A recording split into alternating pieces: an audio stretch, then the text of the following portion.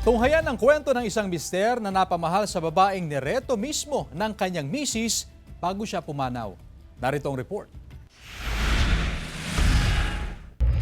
Sino ang mag-aakalang mamahalin ng isang mister ang babaeng nireto mismo ng kanyang misis bago siya mamatay? Yan ang kwento ng 45 anyos na si Reynald Galverio, taga Malasiki, Pangasinan. 2018 nang makilala ni Reynald si Rizalyn Ranole, 35 anyos, residente ng parehong bayan. Empleyado ng travel agency si Reynald at aplikante naman si Rizalyn papuntang Saudi Arabia. Ang pagtulong ni Reynald kay Rizalyn ang nagbukas sa kanilang pagkakaibigan at naging kaibigan pa ni Rizalyn ang misis ni Reynald. Pero nilinaw ni Reynald na wala siyang ibang intensyon kundi matulungan si Rizalyn. July 2022, pumanaw ang asawa ni Reynald dahil sa blood cancer. Pero bago pa siya pumanaw, nirereto na raw ng kanyang asawa si Rizalyn para sa kanya. Asawa, pag mabiyudo ka, yan na lang ang ligawan mo kasi masipag, sabi niya sa akin. Ako naman galit na galit ako kasi wala naman talaga ako iniisip na ganun. Nang mabiyudo si Reynald, naramdaman niyang parang may kulang sa kanyang buhay.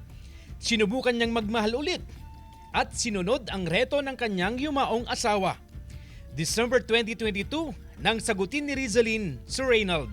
Mabait naman po siyang tao eh. Tsaka mapagmahal, tsaka responsable po siya. May isang salita. Yun po.